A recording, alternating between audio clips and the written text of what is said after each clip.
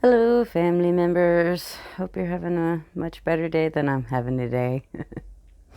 Probably another low energy day. I hope that you'll forgive me for that. But I wanted to kind of circle back to something that I touched on a couple of videos ago when I said that I didn't particularly like the term gender and sexual minorities as sort of an analog for LGBTQIA plus blah blah blah, right? And the point that I made was that, it really does erase aromantic people.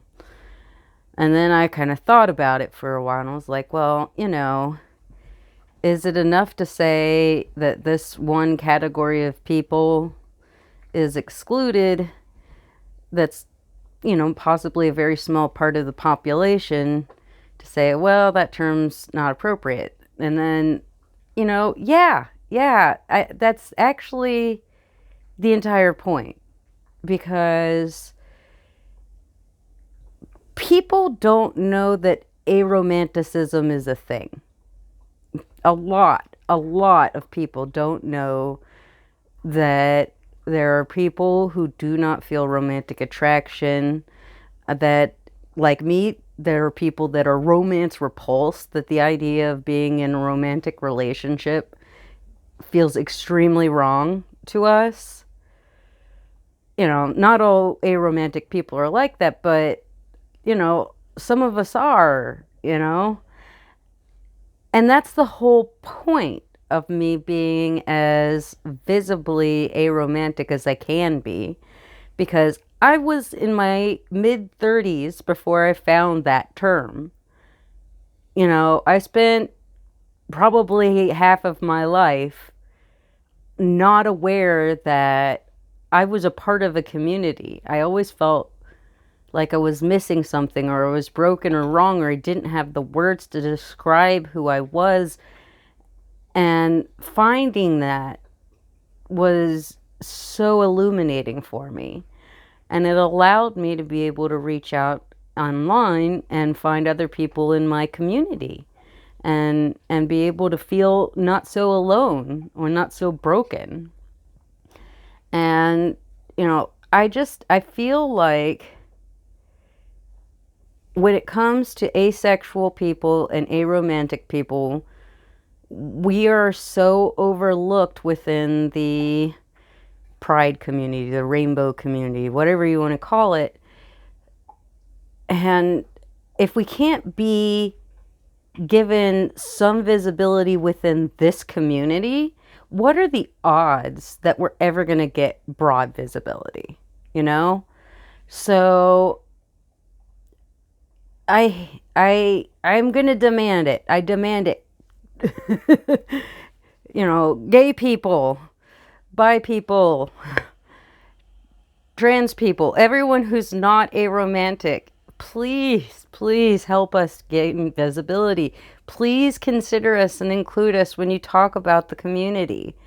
Like, we are an important part of the community. We are marginalized, we are erased, and society is just not made for us. Part of the reason it's so hard being aromantic is because you have people constantly telling you that there's something wrong with you if you don't have a romantic partner. Once you become an adult, if you don't have a romantic partner, you're some kind of loser, or you're less than, or you're a failure. And, I don't want that. It would make me unhappy. The best relationship I ever had was a QPR, a queer platonic relationship that was strictly non-romantic. It was the first time I'd ever really felt like I was with someone who wasn't expecting things out of me that I couldn't give, And so, I have to fight against the impulse that I have as a middle-aged white woman to keep the peace and to smooth things over. I'm an older sister. I'm a people pleaser sometimes. And I've got to fight that urge. I've got to stand up and shout and make noise, because every time I bring up aromanticism or my asexuality, I get people who are like, I never heard of that before. That sounds like me. It's amazing. I can't believe it. There's actually a word for it. Like, every time that we get any sort of visibility, it's going to help other people so much. And, you know, I don't know about the younger generations. I don't know if they know so much about aromanticism. I do think that at least they're aware of asexuality, which is nice. Asexuality is getting more and more broad acceptance, but aromanticism is not getting that same thing. And I think it's because we focus so much on sexuality instead of just orientation. Most people's sexual orientation, romantic orientations match.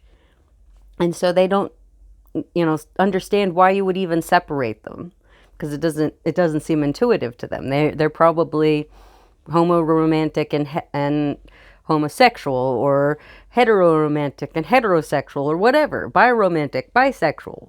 But when you're not the kind of person who your orientations both match, it's really important for you to hear that there are other people like you, so you don't feel like there's something wrong with you.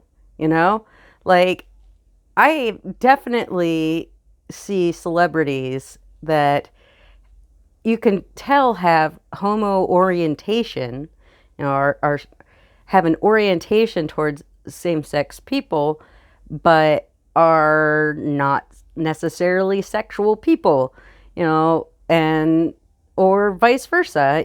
Like, you can see people who, like, we need to let people know that it's not unheard of, that they're not alone if they are able to feel romantic attraction to one or more gender that they don't feel sexual attraction to, or vice versa.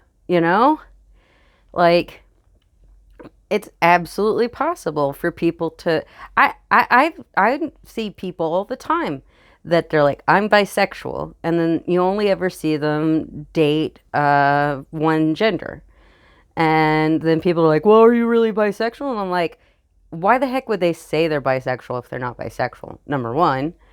And number two, they can be bisexual and, homoromantic or heteroromantic. They may only feel comfortable in romantic relationships, may only feel romantic attraction to one gender, but that doesn't invalidate their bisexuality or pansexuality or whatever it is.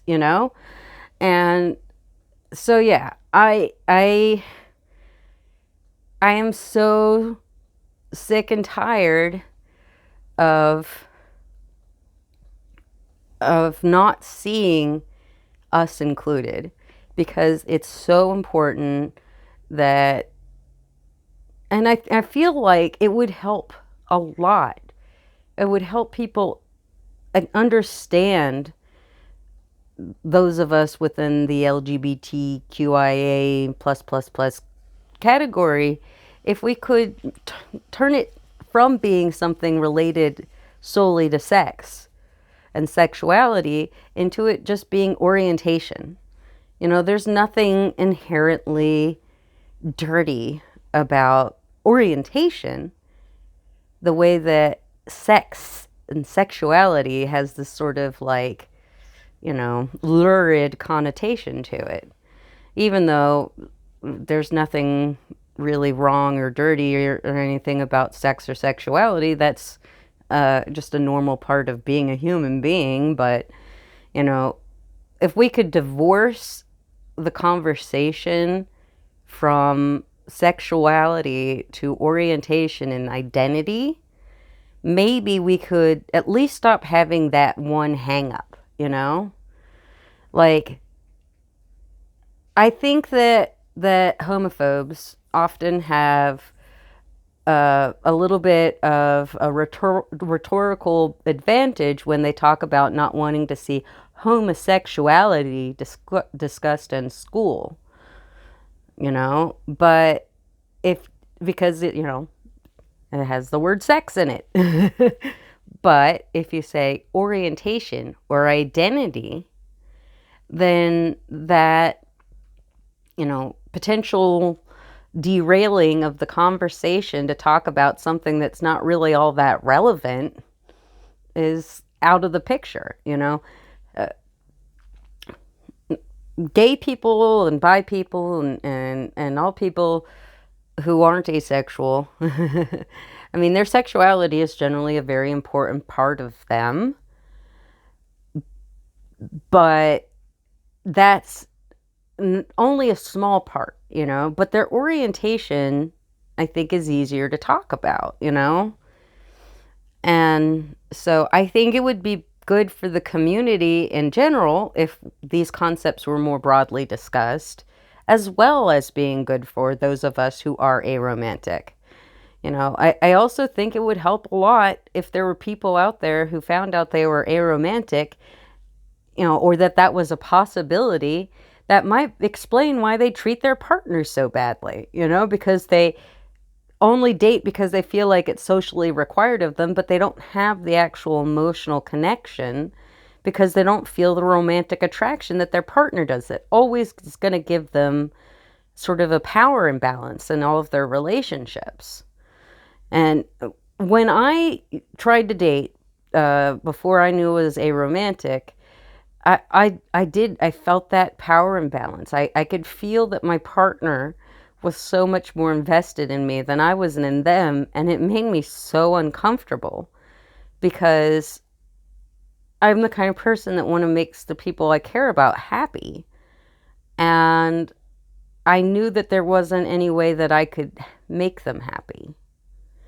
And that's why I never really lasted very long in any relationship, is because I felt like I was holding anybody that I wanted to partner with back, because I couldn't feel towards them what they wanted and how they felt towards me. And that was really hard, because I only dated people because I liked them, right? And then, to be like, I can tell that you're feeling something I'm not, So that's it. I've made my case, I guess. Take care of yourself, family members. Sorry that Casey shook the camera. He had to scratch, and he's sleeping right up against the squishmallow I'm using as a tripod, I guess. I'm such a bad YouTuber. I don't have any of the right equipment, but hopefully these ideas mean something to you. So take care of yourself. I'll talk to you later.